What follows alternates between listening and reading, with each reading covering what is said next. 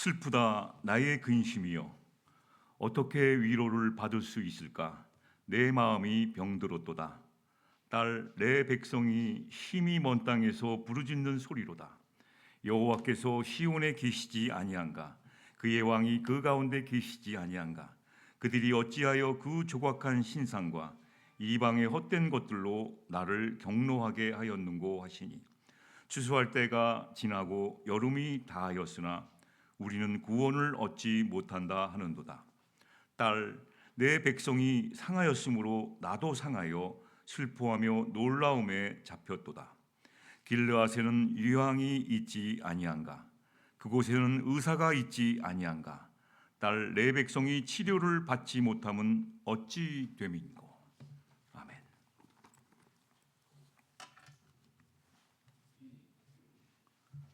존 치버의 단편 소설이 있습니다. 제목이 가난한 자들에게는 슬픈 날, 크리스마스에 나오는 내용을 잠시 소개해 드리겠습니다. 1940년대 미국 뉴욕의 한 고급 아파트 수동 엘리베이터를 운전하는 남자가 승객들에게, 그 엘리베이터를 탄 사람들에게 툴툴대는 장면이 시작됩니다. 성탄절이 되었음에도 불구하고 이런 박봉으로는 성탄절에 아무것도 할 수 없다고 투덜대는 것이었습니다. 그래서 가난한 자들에게는 크리스마스는 슬픈 날이다라고 툴털댔습니다. 남자의 이러한 과장된 넋두리에 아파트 주민들이 그 소리를 듣고 한 사람 두 사람 선물하기 시작했습니다. 입주민들이 음식이며 옷, 술과 지갑까지 건네기 시작했고, 그의 집안에는 갑자기 선물로 가득 차게 되었다는 것입니다. 그런데 남자는 이제 행복해졌을까요? 성탄절 명절을 맞이하는 우리들, 당연히 나누어야 할 사랑과 나눔의 실체는 무엇인가를 생각해 보게 하는 소설입니다. 아파트 엘리베이터를 수동으로 운전하는 남자, 선물이 넘치자 마음이 들뜨기 시작했어요. 아, 이 세상에서 내가 최고구나. 갑자기 마음이 들뜨기 시작해서 그는 이 업된 들뜬 마음으로 엘리베이터를 난폭하게 몰다가 문제 직원으로 찍혀서 해고되는 사태가 일어났다는 것입니다. 그리고 선물을 전해준 입주민들, 자기만 준 선물인 줄 알았더니 저 사람도 주고 이 사람도 선물을 주어서 자기만의 자선가이기를 바랬는데, 저 사람에게 내가 유일한 자선가이기를 바랬는데 보니까 입주민이 너도 나도 이 사람에게 자선가가 되었던 겁니다. 그래서 사람들은 불쾌했습니다. 나만의 선물이 아닌 여러 사람의 선물이 되는 순간 불쾌하기 시작했죠. 사랑과 나눔, 그리고 서로에게 평화가 넘쳐야 하는 크리스마스 또는 명절에 왜 가난한 자에게 슬픈 날이 되어야만 하는가 생각해 보게 되는 단편 소설입니다. 왜 이렇게 기쁜 날이, 왜 어떤 사람에게는 슬픈 날이 되어야만 할까요? 세상적인 가난을 못 이겨서 그렇습니다. 선물을 주는 자나 받는 자 모두에게 상처만 남기게 되기 때문입니다. 즐거운 명절인데 온 가족, 친척들이 모였는데 상처가 남아. 그것은 우리가 성경에서 말하는 가난의 의미를 제대로 모르기 때문이 아닌가 하는 생각을 합니다. 성경에서 말하는 가난이란 어떤 의미를 가지고 있나요? 저희가 수련회부터 계속해서 말씀드리는 겁니다. 성경에서 말하는 가난이란 나에게 꼭 있어야 할 것이 없는 것이 가난이라고 말하고 있습니다. 나에게 꼭 있어야 할 것은 내 영혼이 평안한 것인데 그것이 없는 것이 가난이라고 말하고 있습니다. 그래서 내 영혼에 꼭 있어야 할 것이 없는 사람들이 주님 앞에 다가와서 그 영혼의 평안을 얻을 때 그것을 복이라고 하는 것이죠. 마음이 가난한 자는 복이 있나니 그때 천국을 소유하게 된다는 말씀 여러분 잘 아시지 않습니까? 이 세상 것으로는 만족할 수가 없습니다. 영혼이 바닥난 상태가 되어서 예수님께 온 자가 복이 있다는 거예요. 이 세상 거로는 만족함을 못 얻고 늘 가난에서 벗어나지 못한 사람들이 예수님에게 왔을 때 그 영혼의 평안함을 느낄 때 오직 예수님만이 나에게 영혼의 평안함을 주시는가를 깨달았을 때 내 마음의 가난을 채워주시는 분임을 깨달았을 때 그것이 복이 있다고 하신 것입니다. 마음이 가난한 사람 복이 있습니다. 그래서 예수님과 연결되어 있지 않는 사람은 복된 것이 아닌 삶을 살게 되는 것이죠. 우리의 일상의 모든 삶이 예수님과 연결되어 있을 때 이것이 복입니다. 그리고 이것이 우리에게는 복음인 것입니다. 솔로몬은 온갖 세상의 부귀영화를 다 누린 사람이었지 않습니까? 그런데 솔로몬이 관찰한 불행한 사람들에 대한 얘기가 있습니다. 저 사람은 왜 이렇게 불행하게 살까? 그래서 전도서 5장 끝부분하고 6장 첫 번째부터 이렇게 읽어보시면 불행한 사람이 어떤 불행인가를 말씀하고 있지 않습니까? 전도서 6장 1절을 제가 읽어드리겠습니다. 내가 해 아래에서 한 가지 불행한 일을 있는 것을 보았나니 이는 사람을 무겁게 하는 것이라. 이게 굉장히 안타깝습니다. 그것이 무엇일까요? 그것은 이 세상에 불행한 삶을 사는 사람들이 왜 이럴까? 마음이 안타까워요. 그래서 봤더니 나에게 지금 주신 복을 누리지 못하고 살게 되는 사람이 불행한 사람이라는 것이죠. 불행한 사람들은 자기에게 주어진 것을 누리지 못하는 사람입니다. 꼭 많은 것을 주어야지 누리는 것이 아니지 않습니까? 나에게 주어진 작은 것, 이것을 누리며 사는 자가 복되다는 말씀입니다. 감사해요. 감사해요. 기쁘게 누리고 사는 사람이 영원히 건강한 사람이라는 것입니다. 좋은 선물을 서로 크리스마스에 나누었는데도 서로 불행해. 주는 사람도 받는 사람도 서로 불행한. 그래서 존 치보의 단편 소설 가난한 자들에게 슬픈 날 크리스마스가 되는 것이었죠. 여러분, 선하고 아름다운 하나님이라는 책에 보면 제9과에 내 영혼을 살리는 법에 대한 말씀이 나옵니다. 여러분 다 읽어보셨지만 그런데 내 영혼을 살리는 법에 어떤 훈련을 해야 되는가가 나오는데 속도를 늦추라고 하고 있습니다. 일상의 바쁜 모든 속도를 늦추라고 하고 있지 않습니까? 그래서 저자인 목사님이 자기 아들과 함께 공연을 가기 전에 일찍 나와서 커피 한 잔을 마시는 여유를 갖고자 이렇게 있었지 않습니까? 그런데 아이가 빨리 가자는 거예요. 지루해서 빨리 15분도 안 됐는데 빨리 가자는 거 아닙니까? 그래서 이 저자인 아빠가 아들과 내기를 합니다. 지금부터 나랑 내기해서 지금까지 한 번도 이 자리에서 이전에 본 적이 없었던 것 5가지를 찾아내면 네 말대로 빨리 갈게. 이러한 내기를 하지 않습니까? 교회로 오는 길, 교회에서 집으로 가는 길. 여러분 지금까지 한 번도 발견하지 못한 것을 5가지만 날마다 찾아보십시오. 집에서 교회에 오는 길에 지금까지 느끼지 못했던 것 5가지를 한번 발견해 보십시오. 저도 교회 오는데 바빠갖고 늘 빨리빨리 왔다 가니까 교회 문 앞에 있는 죽었던 나무가 살아나는 것도 어느 날 발견하지 못했습니다. 그런데 지금까지 내가 이전에 보지 못했던 새로운 것들을 찬찬히 보고 여유를 가고 차 한 잔 마시는 여유를 가고 신앙생활을 하니까 어떤 결과가 있습니까? 교회 문 입구 왼쪽에 나가시다 왼쪽에 보면 나무가 다 죽었어요. 공사하느라고 교회에 있고는. 그런데 어느 날 이게 살아나기 시작해요. 물이 주고. 그 외에 또 많이 있습니다. 발견해 보는 거죠.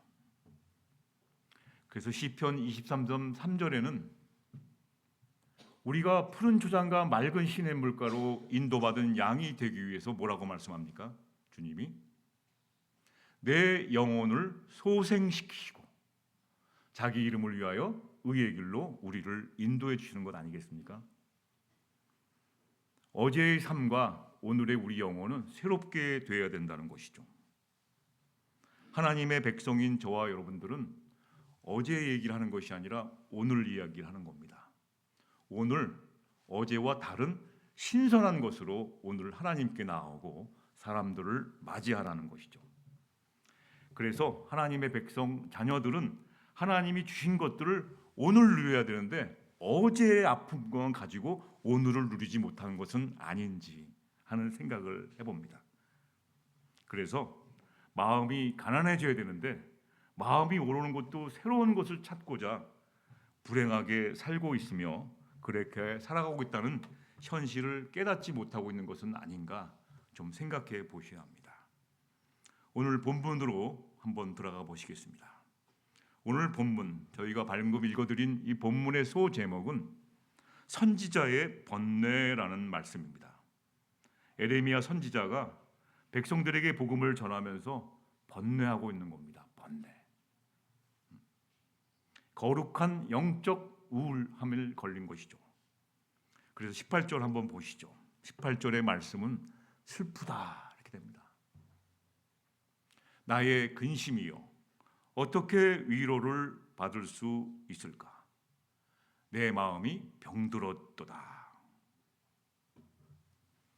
애통하는 자는 복이 있습니다. 왜냐하면 하나님 앞에서 우는 자는 복이 있다는 뜻 아닙니까? 여러분이 하나님 앞에서 우는 자가 되시면 복이 있는 사람이라고 말씀하는 겁니다. 지금 에레미야 선지자는 하나님 앞에서 울고 있는 마음입니다. 슬프다 나의 근심이요 어떻게 위로를 받을 수 있을까? 내 마음이 병들었도다. 에레미야는 자신의 동족들이 자신의 친척들이 자기가 가장 친하게 지내는 사람들이 지금 곧 있으면 하나님의 심판에 대해서 다 망하게 되는데도 그거를 깨닫지 못하고 있어서 안타까워서 슬퍼하고 있는 겁니다. 깨닫지 못하는 것. 그래서 몸과 마음이 다 쇠약해진 상태가 되었다는 것이죠. 마음이 병들면 몸도 아프게 되는 겁니다. 마음이 속상하면 몸도 속상한 겁니다.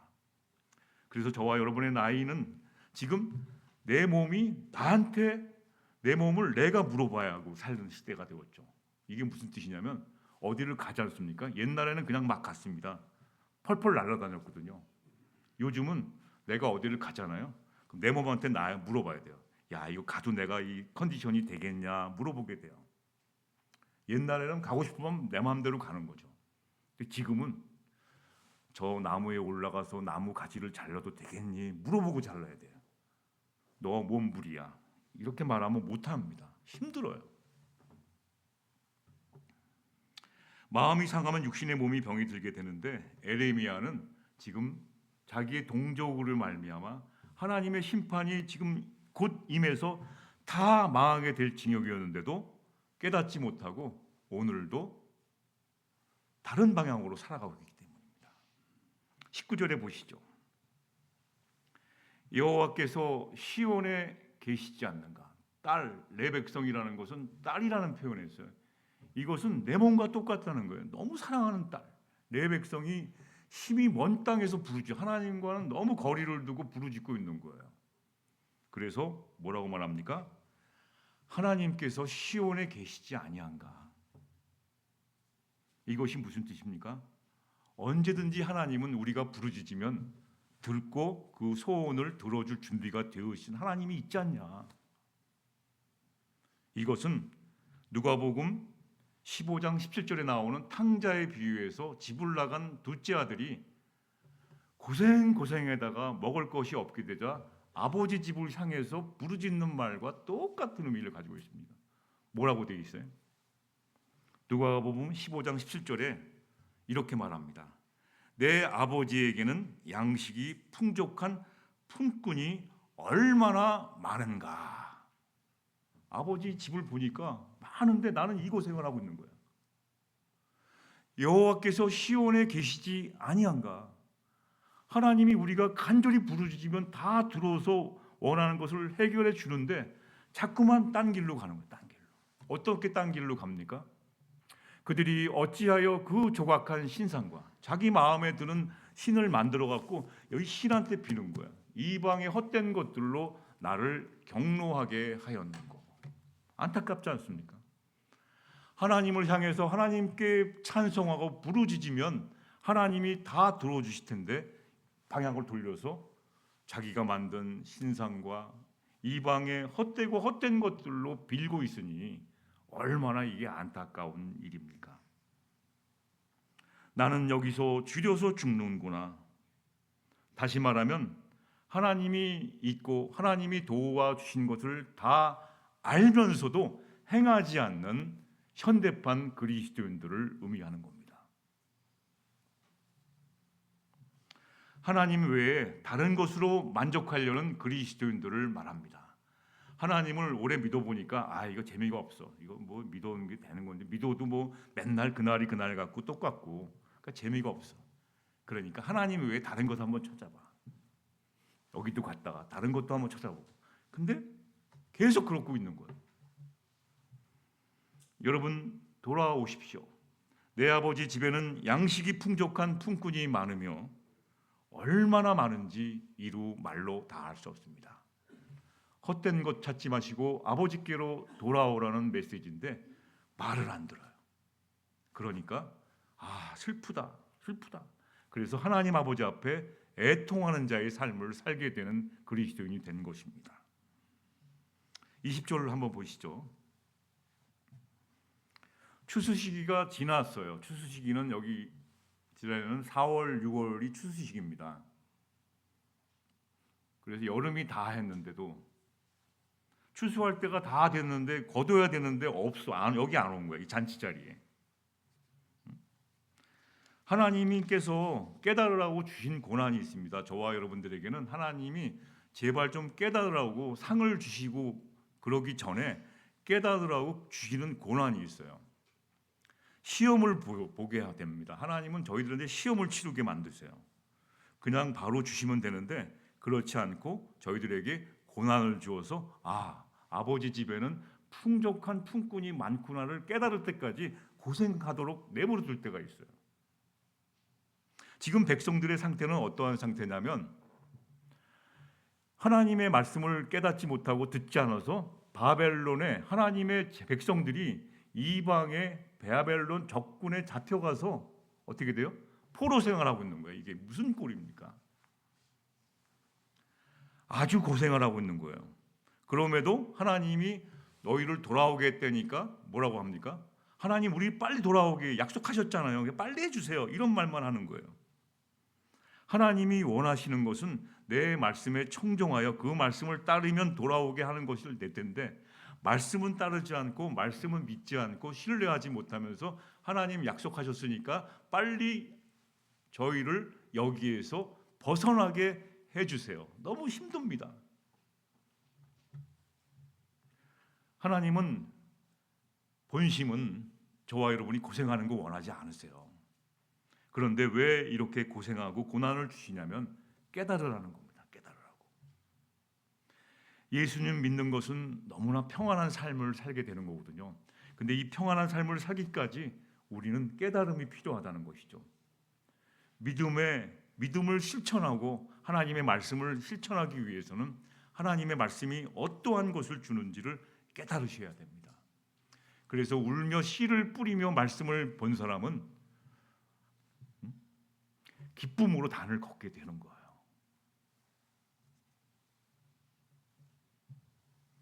그래서 우리가 날마다 생각해 봐야 할 것은 뭐냐면 지금 에레미야 선지자가 그 말씀을 하는 겁니다. 날마다 내가 지금 하나님과의 신앙생활 관계가 진짜인지 가짜인지를 점검해 보라는 거예요. 여러분 지금 하나님을 제대로 진짜로 믿고 계십니까? 인간관계도 마찬가지입니다. 진짜 저 사람이 나 사랑하는지 안 사랑하는지를 어떻게 알 수 있을까요? 성경에는 하나님과의 진짜 관계에 대해서 말하고 있어요. 그러기 전에 하나님과의 가짜 관계에 대해서 말하고 있어요. 진짜 선지자, 가짜 선지자라는 말. 에레미야서에는 진짜 선지자가 나오고 가짜 선지자가 나와요. 에레미야에서 나오는 가짜 선지자는 원어에는 가짜라는 말이 없어요. 그러나 이 한글 성경에는 가짜 선지자라는 말이 나와요. 에레미야에는. 근데 가짜 선지자는 늘 잘 되는 얘기만 해요. 근데 진짜 선지자는 지금 하나님이 심판의 때가 가까웠으니까 빨리 돌아서라고 얘기해요. 하나님께 방향을 돌리라고 얘기합니다. 이게 진짜인 겁니다. 우리가 하나님과의 가짜 관계는 어떤 관계냐면 그때 거기를 살고 있어요. 이게 무슨 말이냐면 하나님이 출애굽 시켜주신 복을 주셨잖아요. 백성들이 종살이하고 있으니까 하나님이 출애굽을 시켜주셨잖아요. 자유를 주셨잖아요. 근데 하나님과의 가짜 관계는 이 은혜를 모르고 어떻게 돼요? 옛날 얘기만 하는 거야. 우리가 애굽에 있을 때는 부추도 먹었고 고기도 먹고 지금은 이게 뭐냐 하면서 옛날만 해. 오늘을 살지 못합니다. 오늘은 하나님이 내 영혼을 새롭게 하셔서 소생시켜 주신 이 기쁨의 날인데 자꾸만 하나님과의 가짜 관계에 있는 사람들은 옛날 얘기만 하는 거예요. 옛날에 있었던 종살이 할 때 먹었던 그것만 얘기하는 겁니다. 이게 가짜 관계입니다. 저와 여러분도 마찬가지입니다. 자꾸 어제 지나갔던 얘기, 허물 많았던 옛날 얘기만 합니다. 하나님은 오늘 저와 여러분을 새롭게 해주셨는데 옛날에 허물 많았던 얘기. 그래서 건강한 인간관계의 얘기는 늘 소망 있는 얘기예요. 저 사람이랑 얘기하면 소망, 화목 그런 얘기만 하고 평화, 용서 막 이런 얘기만 해. 내가 잘못했어 미안해. 하나님과의 진짜 관계, 인간관계 진짜는 서로 사랑하는 거 막 못 줘서 안달인 거야 이게. 하나님과의 가짜 관계는 옛날에 이렇게 해줬는데 왜 지금은 안 해줘? 왜 이렇게 안 해줘? 맨날 이런 얘기만 하는 거니까 하나님과의 우리의 관계가 신앙 관계가 늘 가짜예요, 가짜. 그러니까 필요할 때 도움을 못 받는 거예요, 도움. 그렇다면 하나님과의 진짜 관계는 무엇일까요? 지금 여기를 살고 있는 관계입니다. 하나님은 광야에서 백성들을 끌어다가 가나안 땅에 적과 꿀이 흐르는 가나안 땅에 갖다 놨지 않습니까? 근데 아직도 광야 얘기를 하는 거죠. 광야. 야훼 하나님이라고 부르라고 그랬어요. 법을 똑바로 지키기 위해서 야훼 하나님이라고 부르라고 그랬어요. 근데 가나안 땅에 들어와서 하나님이 뭐라고 그랬죠? 너희든 내 백성, 아버지라고 부르라. 아버지. 신약에서는 아버지라고 불렀잖아요. 아빠와 아들 관계로 하자는 건데 아직도 하나님 결제해 주시죠. 이런 관계가 된다는 것이죠. 하나님은 광야 시절 지나서 가나안 땅에 살게 하셨지 않습니까? 야훼 하나님이 아닌 자녀 삼아 주시고 백성 삼아 주셔서 아버지의 아들과의 관계로 살기를 원하시는 관계가 되었는 이게 진짜 관계예요. 그 간이나 신장을 이식해 준 사람들 있잖아요. 제가 아는 사람도 신장을 이식받아서 잘 살고 있는데요. 이제 가끔 간이나 신장을 이식해 준 사람을 통계 내 보면 그 환자 부모들이 가장 많이 해줬습니다. 간이나 신장이 안 좋은 사람들 누가 많이 이식해 줬나 봤더니 부모들이 제일 많이 해줬어요. 부모들이. 그러니까 자녀를 위해서 다 내주는 거죠. 그 지금 건강하신데 자녀들에게 내주니까 약간 조금만 하면 몸이 피곤해도 감사하다는 거예요. 왜냐하면 다 내줬기 때문에. 하나님과 우리의 관계가 이런 관계가 돼야 돼요. 몸이 피곤한데도 내가 기쁘고 사랑하는 자녀에게 해줬으니까 기쁘다는 것이죠. 하나님은 이러한 관계가 진짜 관계예요. 오늘을 이야기하길 원하세요. 오늘 나에게 주신 은혜는 무엇입니까? 오늘의 이 기쁨, 내 영혼이 소생되어서 어제와 다른 내가 되어서 새롭게 얘기하는데 옛날 얘기 또 하는 거예요. 옛날에 그때 그랬잖아요. 왜 이거 안 주셨어요? 그거 어떻게 해야 합니까? 어떻게 해드려야 되나요? 하나님이 어떻게 옛날 얘기를 돌아갈 수는 없지 않습니까? 어떻게 해야 되나요? 그래서 추수할 때가 지나고 다 구원 안에 들어와야 되는데 아직도 나는 구원 못 받았다, 얻지 못했다, 나는 은혜를 못 받았다 계속해서 얘기되는 것이죠. 이것은 가짜 관계였던 거야. 그러니까 가지가 원나무에 붙어 있지 못했다는 거야. 그냥 자기만 농을. 포도나무와 가지의 관계가 되지 못했던 것이죠. 여러분, 하나님과 우리의 관계는 진짜 관계가 되어야 됩니다. 내가 아프고 힘들 때 다 얘기할 수 있어야 돼요. 하나님, 저 오늘 설교 망쳤어요. 우리 애들부터 주변의 사람들이 다 저한테 뭐라고 그래요. 그렇게 얘기하고 다 얘기하는 겁니다. 다 얘기하는 거예요. 그럼 하나님이 말씀해 주십니다. 뭐라고? 제가 기도원을 갔어요. 기도원을 갔더니 나무들이 이렇게 아주 푸르고 청청해요. 그래서 옛날에 어떤 원로 목사님이 했던 말씀이 있어요. 원로 목사님이 목회를 마치시고 산길을 걷는데 고목나무가, 썩은 고목나무가 한 그루가 있대요. 그래서 고목나무를 보고 썩어서 문드러져서 턱이 텅텅 빈 고목나무를 보고 한참 바라보면서 그렇게 얘기했답니다. 고목나무야, 고목나무야, 얼마나 마음이 속상하면 그렇게 속마음이 다 썩어 문드러졌니? 너는 내 마음하고 똑같구나. 네가 나를 위로하고 있으니 우리 서로 위로하며 이렇게 푸르른 숲에 와서 있구나 하는 얘기를 했답니다. 그 얘기를 들려줘서 저도 이제 기도원에가 나무들이 많아서 혹시 고목나무 있나 찾아봤더니 주변에 전부 싱싱한 푸른 든든한 나무들만 있는 거예요. 그래서 고목나무를 찾으렸던 제 마음을 하나님한테 말렸더니 하나님이 뭐라고 그러신지 말씀드릴까요? 이거 원래 원고에 없었는데 하나님이 그러세요. 저한테 주변에 다 푸른 나무, 너만 잘하면 돼. 너만 잘하면 돼. 주변에 있는 사람들은 다 건강한, 너만 잘하면 된다고. 그래서 제가 한 방 딱 맞았어요. 그렇구나. 김 목사야, 너만 잘하면 교회 걱정하지 마. 너만 잘하면 돼. 여러분 혹시 그런 말씀 안 들으셨나요? 내가 속상해서 하나님 앞에 왔더니 막 이 사람 때문에 힘들어요, 저 사람 때문에 힘들어요 했는데 하나님이 혹시 그런 음성 안 들으시나요? 너만 잘하면 돼. 너만. 나 때문에, 너 때문에 문제야. 너 때문에. 그래갖고 얼마나 내가 거기 숲속에 앉아갖고 진짜 대성통곡할 뻔했습니다. 주여, 주여. 그래서 왜 회개한 사람들이 죄인으로 하실 때 날 불러주셔서 하는 이유를 알겠어요. 그냥 부르는 게 아니라 죄인이 바로 나였더라고요. 여러분, 하나님이 이 안타까운 겁니다. 안타까워. 이걸 깨닫지 못하는 거예요. 이게. 다른 사람이 문제인 거예요. 옛날 어제가 문제였던 거예요. 오늘은 하나님이 새롭게 살게 해주시고 건강하게 오늘을 주셨는데 어제 아픈 얘기를 또 하니까 또 아파지는 겁니다. 21절 보시죠. 딸, 내 백성이 상하였으므로. 이 딸이 아팠다는 것은 아버지 마음이 찢어진다는 거예요. 여러분, 그 의미입니다.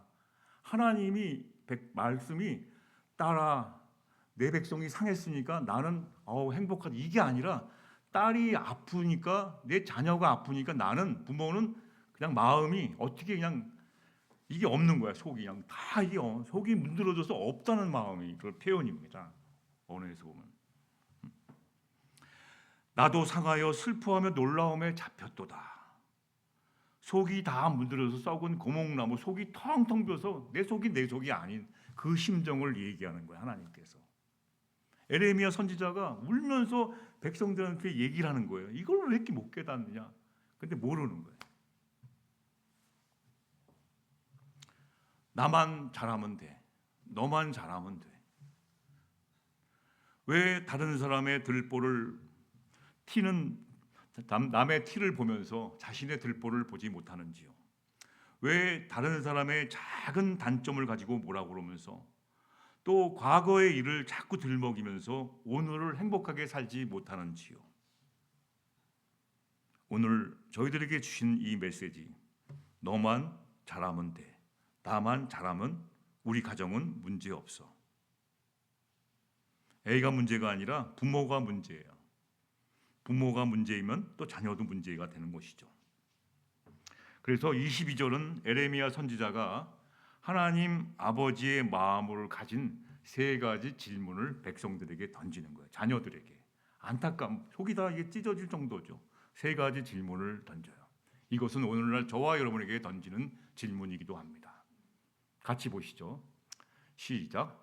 길르앗에는 유황이 있지 아니한가? 첫 번째. 두 번째는 그곳에는 의사가 있지 아니한가? 세 번째. 딸 내 백성이 치료를 받지 못함은 어찌? 하나님이 안타까운 것을 저희들한테 말하는 거예요. 길르앗에는 하나님과 저와 여러분이 이 진실한 관계가 되자는 말씀입니다. 길르앗에는 유향이 있지 아니한가? 길르앗은 고향입니다. 고향에는 유향이 있으면 이거 치료약품이거든요. 치료약품이 있지 않냐? 이게 무슨 뜻입니까? 다 알아요. 지금 포로 생활하는 이 고생하고 하나님 말씀 안 듣고 우상 섬기는 그 백성들이, 자녀들이 다 아는 말이에요. 고향에 유향이 있지 않은가? 우리 마을에는 유명한 것이 유향이 있는 거예요. 유향, 치료약이 있는 거예요. 유향이 있다는 것은 어떤 의미인가요? 성장에는 세 가지 요소가 있습니다. 여기 세 가지 요소가 들어가 있어요. 저와 여러분이 내 영혼을 수정시켜서 오늘을 성장하시려면 이 세 가지 요소의 질문에 답을 하셔야 돼요. 인문학적 질문입니다. 첫 번째, 유향이 있지 아니한가? 여러분, 유향이 있지 않으십니까? 이것은 올바른 선택을 해야지만 성장하게 됩니다. 내가 분명히 알고 계셔야 돼요. 분명히 알고 계시는 것이 뭡니까? 많은 지식을 알자는 것이 아니라 분명한 사실을 증인처럼 알고 계셔야 돼요. 증인 삶을. 증인의 삶이라는 것은 분명한, 무슨 일이 있어도 변함없이 그 얘기를 알고 할 줄 아는 사람이 증인의 삶입니다. 고향에는, 길르앗에는 유향이 있지 아니한가? 다 알아요. 아차, 우리 고향에 치료약이 있구나. 내 아픔을 치료해 줄 약이 있구나. 올바른 선택을 먼저 하라는 거예요. 그래서 시편 1편 1절. 복이 있는 사람은 뭐랍니까? 악인의 궤를 따르지 아니하며 죄인의 길에 서지 아니하며 오만한 자들의 자리에 앉지 아니. 여기를 안 가요. 선택을 안 해요. 저거는 내 길이 아니야. 오직 여호와의 율법을 즐거워하며 주야로 묵상하는 자가 복이 있는 사람이라고 되어 있습니다. 시편의 주제가 복이 있는 사람이에요. 길르앗에는 유향이 있지 아니한가? 맞아. 거기 있지. 그 길을 향해서 결정하는 것이 성장의 기본인 것입니다. 두 번째 무슨 질문 하나요? 그곳에는 닥터가 있어요. 닥터가 너무 많아. 닥터가 너무 많아. 닥터한테 가면, 의사한테 가면 그냥 다 치료가 되는 거예요. 근데 안 가. 왜? 알면서도. 두 번째 성장하는 것은 도움과 힘을 받아야 돼요. 저와 여러분들은 남으로부터 도움을 받으셔야 돼요. 자존심만 세, 낮은 자존감으로 남이 도와주면 굉장히 싫어하죠. 저도 한때 그랬어요. 왜 내가 도움받아?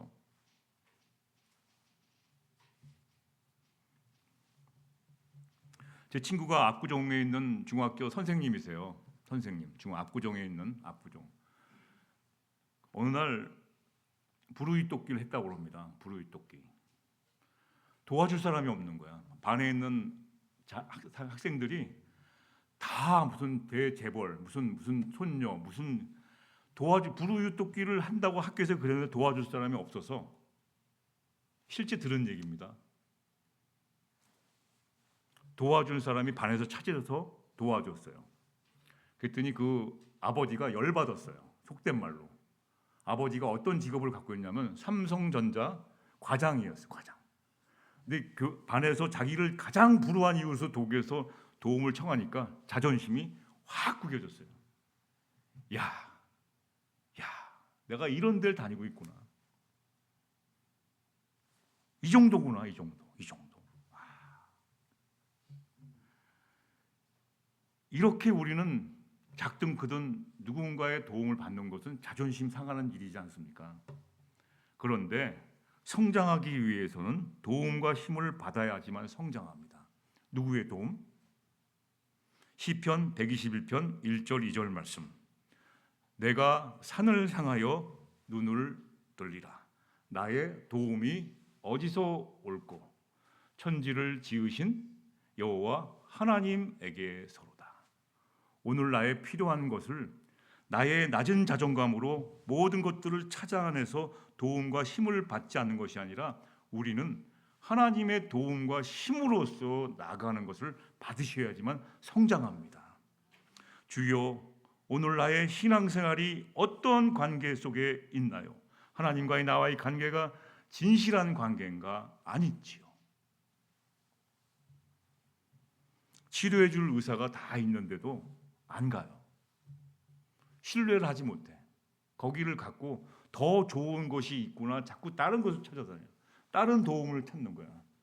사람에게 도움받고, 하나님은 사람에게 도움받지 말라는 말을 하지 않으셨습니다.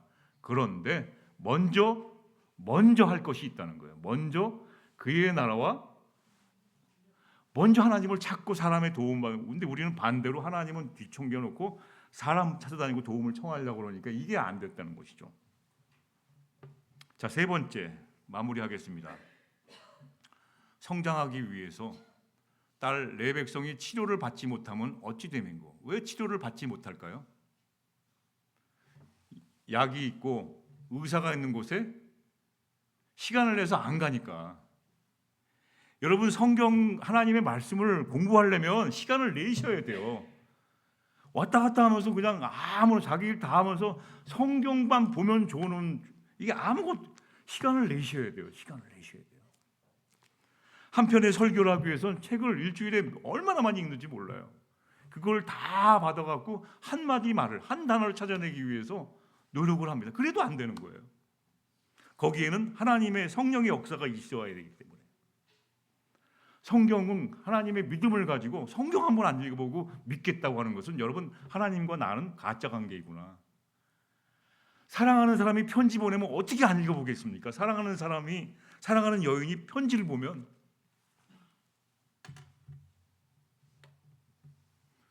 옛날에 저희 부모님께 편지를 보냈는데 부모님이 읽고 또 읽고 또 읽고 또 읽고, 제가 외국에 생활하는데 편지를 보냈어요.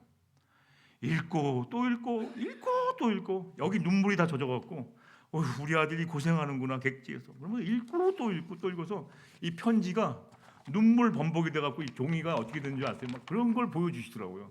그걸 보고 또 저는 은혜 받았죠. 사랑하는 관계는 읽어라, 꼭 읽어라 이렇게 해주 읽는 것이 아니에요. 하나님 말씀을 읽으세요. 목사가 계속해서 읽는 것이 아니라 하나님의 사랑에 우리가 진짜 관계라면 하나님의 말씀 누가 보지 말래도 안 읽고는 못 살아갈 수가 없는 관계가 돼야 돼요. 이러한 시스템으로 여러분의 신앙생활을 바뀌셔야 돼요. 공부합시다. 너무 재미나요. 달고 오묘한 그 말씀이 되는 거예요. 저도 바뀐 지가 얼마 안 돼요. 죄송한데 저도 목사임에도 불구하고 성경 별로 안 읽었어요. 근데 이게 얼마 안 돼요. 여러분, 딸 레벡성이 치료받지 못하면 어찌? 왜 시간을 안 내니? 왜 투자를 안 하니 거기에? 성장하기 위해서는 시간을 내서 치료하셔야 돼요. 나쁜 것을 해결하셔야 합니다. 나쁜 것을 해결한다는 것은 뭐예요? 회개한다는 겁니다. 돌아서셔야 돼요. 이거 나쁜 거 알면서 계속 그 길을 가지 마시고 잘못됐으면 돌아서셔야 돼요. 나쁜 것을 해결하는 것을 회개라고 합니다. 다시는 그 길을 가지 않고 죄에서 돌아서는 것을 회개라고 합니다. 그런데 여기서 끝내버려요. 이 회개는 사람들이 잘합니다. 회개는 잘합니다. 그런데 왜 문제가 되는 것인가? 진정한 회개라는 책이 있어요. 진정한 회개라고 하는 것은 그냥 회개하면 되는데, 옛날에는 이렇게 말하면 됐는데 요즘 현대 사람들은 회개하라 그러면 말을 안 들어요. 그래서 앞에다가 뭘 붙여요? 진실로 회개하십시오. 그거라도 말 안 들으니까 어떻게 돼요? 진실로 회개하십시오. 이렇게 자꾸 붙여요. 그래야지만 들을까 말까 하니까. 그럼에도 불구하고 진정한 회개라는 것은 무엇일까요? 내가 더러운 죄악을 씻어내지 않습니까? 여기서 이제 다시는 이렇게 살지 말아야지 싹 돌아서요. 내가 술과 담배 때문에 내 인생 망쳤으니까 술과 담배를 하지 말아야지. 그러면서 싹 돌아서 갖고 이제는 어떻게 돼요? 새롭게 살아보려야 됩니다. 그럼 술과 담배를 안 했으면 예를 든 겁니다. 술과 담배를 안 했으면 새로운 것을 집어넣어야 돼요. 여기다가 충전을 시켜야 됩니다. 비워놨으면 충전을 시켜야 되는데 이 충전을 잘 못해요. 충전할 때 우리는 고통스러워요. 그동안에 먹어왔던 즐거웠던 기호식품을 끊으면 금단 현상이 나서 손 떨리는 사람도 있어요. 막 두두두 떨리기도 하고. 그러면 이거 다른 걸로 채워야 돼요. 영향력 있는 무슨 뭐 이렇게 이롬 생식을 먹는다든가 뭐 여러 가지 자꾸 이렇게 자꾸만 채워놓아야 되는데 이걸 갖다가 그냥 방치하고 비워놓은 상태로 그대로 있으니까 이게 회개해도 회개했는지 안 했는지 모르게 되는 것이죠. 그래서 누가복음 11장 24절부터 26절에 보면 누가복음 11장 24절부터 26절 보면 한 사람이 귀신을 쫓아냈어요. 자기 집에 있던 귀신을 쫓아냈어요.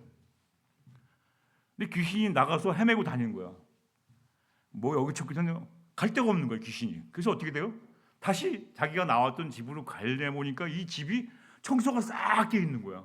와우. 청소가 싹 되니까 어떻게 돼요? 어떻게 됐습니까? 자기 친구 귀신 7을 데리고 그 집에 들어가서 막 사는 거니까 한 명 쫓아낸 귀신 하나를 쫓아낸 그 집이 그 전보다 더 심하게 힘들어졌더라 이렇게 되어 있는 거죠. 성장은 딸 백성이 치료를 받지 못함이 어찌며 나쁜 것을 해결하셔야 돼요. 해결하는 것을 회개라고 하는데 회개만 하고 끝내요. 영적인 것을 채워넣으시지 못하는 것이죠. 채워넣을 때 어떻게 됩니까? 힘들어요. 눈도 잘 안 보여요. 옛날에는 말씀이 몰랐는데 읽으려고 보니까 또 이게 눈이 안 좋아갖고 눈도 보고 또 보고 눈도 비비고 눈 좋아지는 약도 먹고 봐도 안 되는 거예요. 이렇게 해야 돼요. 채워넣는 고통이 따르는 것이 회개입니다. 회개가 왜 고통스럽게 힘든가요? 채워넣어야 해요. 운물가의 여인처럼 자꾸 물을 채워넣어야죠. 말씀을 정리하겠습니다. 우리는 모두는 길르앗의 유황이 있다는 것을 모르는 사람들이 아니에요. 하나님이 우리를 도와주신다는 것을 여러분 모르시는 분 있으면 손들어 보십시오. 우리는 고기가 물을 떠나서 살 수 없듯이 하나님 떠나서 살 수 없게 저희 구조가 되어 있어요. 나무는 흙을 떠나서는 살 수 없는 존재인 것처럼 저와 여러분들은 하나님을 의지하지 않고 살 수 없는 존재라는 것 다 아는 거야. 길르앗에는 유황이 있다는 사실을 백성들이 모르는 사람은 하나도 없어요. 다 알고 있습니다. 그리고 그곳에는 의사가 있다는 것도 알고 있어요. 도움을 받아야 돼요. 나 혼자 치유가 안 돼요. 교회 공동체를 통해서 여러분 치유하셔야 돼요. 교회 공동체에 서로 이렇게 얘기하는 가운데 내가 저 사람처럼 살고 싶다. 나는 저 사람처럼 살지 말아야지 하면서 서로 치유가 되는 겁니다. 그래서 사람 인자는 늘 이렇게 돼 있지 않습니까? 이렇게 돼 있잖아요. 서로 이렇게 의지하고 그 마찬가지로 하나님을 떠나서는 살 수 없고 하나님의 도움과 의지를 받지 않고는 해결할 수가 없다는 겁니다. 지금 예수님을 못 몰라서 예수님에 대해서 몰라서 못 믿는 시절이 아니에요. 나 예수님을 몰라 이렇게 말하면 저 사람은 아직도 원시 속에 살고 있구나 이렇게 들려요. 옛날에는 젊은 사람들 밥 사주면 되게 좋아했잖아요. 요즘은 밥 사주고 너 시간 내줘서 고맙다 이렇게 인사하는 시절이에요. 이거 이해하십니까? 잘 아직도 이해하시는 이쪽을 향해서 내가 밥을 사줘요. 그리고 밥 먹는 자리에 와줘서 고맙다. 내가 인사를 2번 해야 돼요. 너 내가 밥 사줬는데 너 왜 고맙다는 말 안 해? 잘 먹었다는 말 안 해? 이렇게 말하면 지금 어떻게 돼요? 나는 아직도 야만족이구나 이렇게 생각하시면 돼요. 옛날에 우리 못 먹던 시절에는 여러분 밥 사주면 땡큐예요. 감사하죠. 요즘은 못 먹는 사람 없어요. 근데 그 사람을 불러내서 밥 먹자고 하는 것은 그 사람의 시간을 빼앗는 거지 않습니까? 먹으러 우리도 안 와요. 젊은 사람들 여러분 안 와요. 시간 바쁜데 왜 불러내는 거야? 그럼 그 사람의 시간을 뺏었잖아요. 내가 밥을 사줬잖아요. 밥 사주고 그 사람의 시간 뺏은 걸 미안해하면서 고맙다 와줘서 이렇게 인사하시는 시절이 되었어요. 시대가 바뀌었어요. 근데 우리는 아직도 옛날 마인드로 너 내가 밥 사줬는데 너 인사도 안 하고 너 아주 요즘 애가 성령이 충만한 게 아니라 교만하다 이렇게 말하면 저분과는 나는 거리가 멀구나. 왜 나는 인기가 없나 보면 그런 마인드로 사니까 꼰대 마인드라고 그러죠. 이게 조금 흘렀습니다. 말씀을 정리할게요. 지금은 예수님을 몰라서 못 믿는 시절이 아닙니다. 잘 알고 있으면서도 하나님과의 나와의 관계가 가짜 관계일 수가 있어요. 진짜 관계, 신실한 관계가 되시길 바랍니다. 경건의 모양만 갖추고 가짜 관계 속에 오늘도 주님 주님 하고 외쳐도 부르진다고 해서 하나님은 저의 기도를 들어주시는 것이 아니에요. 자꾸만 오늘도 진정한 회개, 내 마음을 비워놓고 그 빈 마음에 영적으로 자꾸만 채워넣는 작업, 고통스러운 작업을 게을리하지 마시기를 바랍니다. 그래서 고통이 수반된 회개를 통해서 하나님의 자녀로서의 복을 누리면서 사는 우리 모두가 되기를 기도드리겠습니다.